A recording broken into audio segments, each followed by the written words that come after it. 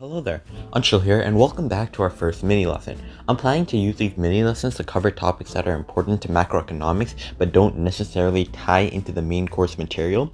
I'll try to keep these videos shorter, but we will see how that goes. Nevertheless, these videos are important, so let's begin today's lesson. We are going to cover specialization and diminishing returns. We will cover the former first. Specialization is basically when a country dedicates its efforts to a few main exports. This is primarily because its opportunity cost is lower, or it is giving up less to make that product.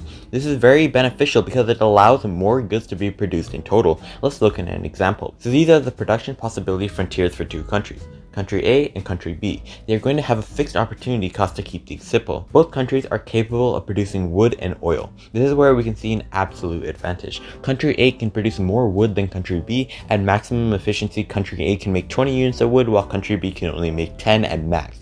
It might seem like it makes sense for Country A to produce wood, but we will actually see that it doesn't.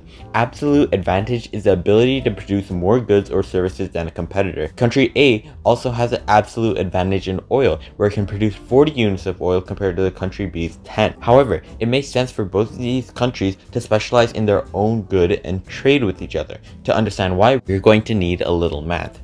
So let's calculate the opportunity cost of making each good in their respective country. In Country A, if they want 20 wood, they would have to give up 40 oil. That simplifies into an opportunity cost of 1 wood per 2 oil. That also means 2 oil per 1 wood.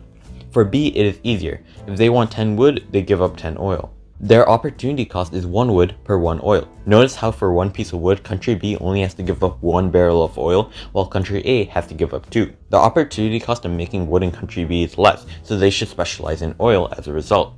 The opposite is true for oil. Country A only has to give up 0.5 wood per barrel of oil, while Country B has to give up a full 1 unit of wood for the same 1 barrel.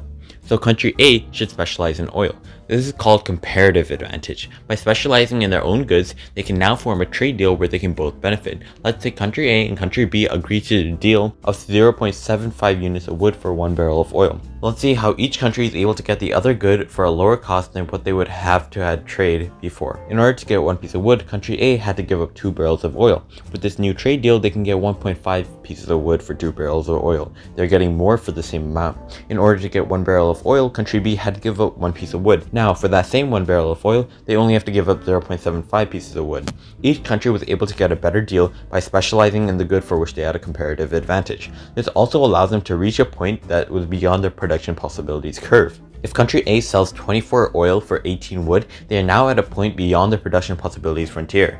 If Country B sells 6 wood for 8 oil, they too are at a point beyond the production possibilities frontier. This is the benefit of specialization and free/international trade. Note how this doesn't mean they're in an unsustainable relationship as it normally would. It's just that specialization allows countries to perform outside the production possibilities frontier sustainably. If you didn't get it from the graph, let's make a table. Our rows will be Country A and Country B, and our columns will be wood and oil. Looking at our graph, we will put the maximum amount of that good each country can make in its corresponding box. That makes it easier to calculate the opportunity cost, which is the same as before, of course. So without a graph, as long as we have these numbers, we can still calculate which country has a comparative advantage and run the same calculations and comparing we did before, and the same result will occur. However, it is important to note that this does not happen if the countries do not specialize in the good they have a comparative advantage in. If both countries have the same opportunity cost, there is no benefit from trade. Even worse, if both countries specialize in the good for which they have a higher opportunity cost, in our case, if Country A specialized in wood and Country B in oil, then they will end up losing money off a trade deal. In addition, specializing in oil and wood requires having a lot of those natural resources. So in this example, oil and wood are goods. You could replace them with toys and shoes, soccer balls and hats, and a lot of different things. In this example, we also assume ceteris paribus, which is Latin for other things equal. In fact, most of economics assumes ceteris paribus. For example, the complete definition for the law of supply is all else equal, when price increases, supply of that good increases with it. So while I might not explicitly say it, just keep in the back of your mind that these are all assuming there's nothing changing or influencing things. This keeps things organized. Also, one country's economy does not have to be smaller, as our examples have showed, for specialization to be useful. In this example, it would still make sense for these countries to specialize in the good for which they have a comparative advantage. Actually, we can draw their new production possibilities frontier, which would look like this, that would occur from trade. Once again, if you didn't catch everything, try replaying the video. If you still didn't catch everything, or you still didn't understand something, I've linked some videos in the description to help you. Lastly, we will end this mini lesson with a quick look at the law of diminishing return. The law states that as you add variable resources to fixed resources, the additional output will eventually decrease. For example, if you have one hand typing on a computer, you're going to be pretty unproductive. If you have two hands, you're going to be pretty efficient, but if you have three hands typing on the same keyboard, you'll probably actually end up being less productive because it's too cluttered.